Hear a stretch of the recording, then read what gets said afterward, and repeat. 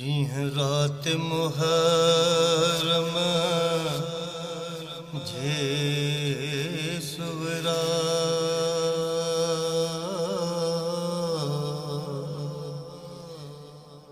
हिकु ख्वाब दिले अफ़गार ॾिठो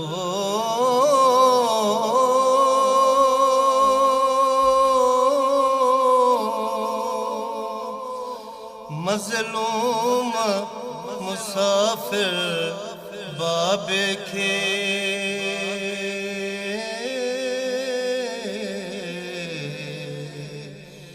सॼो तीरनि त फिगार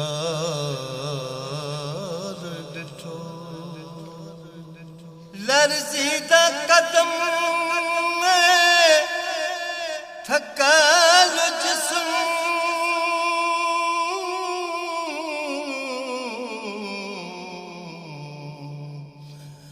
है लाश बुलंद अकबर जो ॾिठो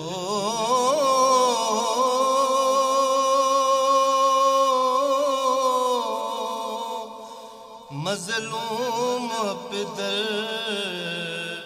सुगरा मुज़ितर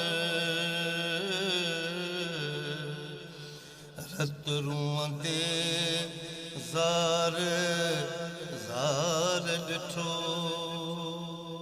बेताब जिगर मायूस नज़र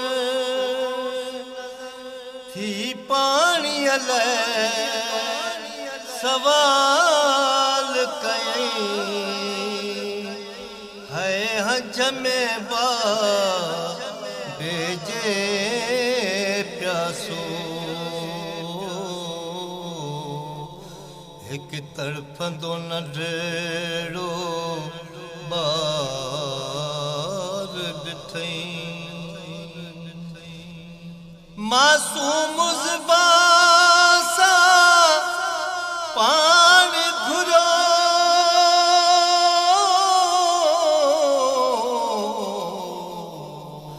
अफ़सोस न कहिड़ो कतेरो मिलियो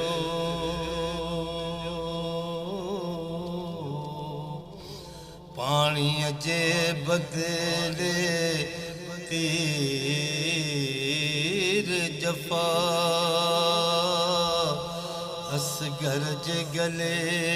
मां हार ॾिठो हुक प्यासो ञो ॿियो ॾींहुं सॼो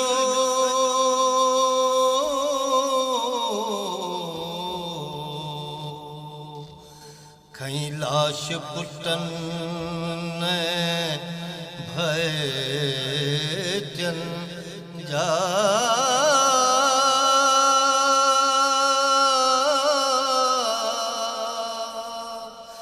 है ज़ुल्म जे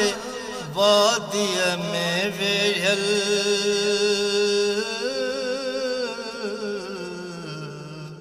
ॾाढी ज़हरा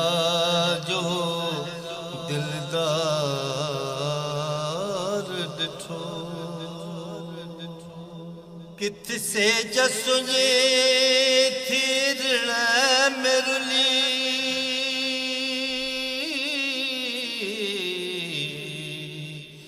किथ खैमन में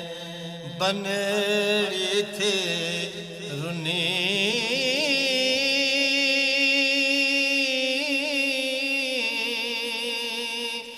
किथ कासम घोट जो नेज़े ते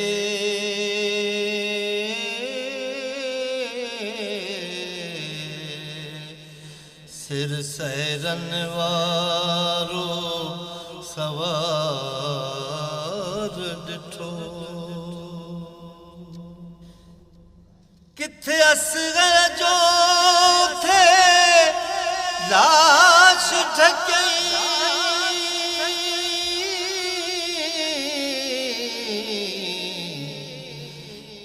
अकबर खे थे तलाश कयईं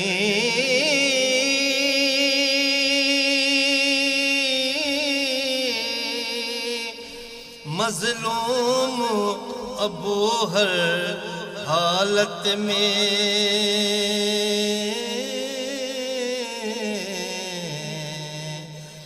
है रब जो शुक्र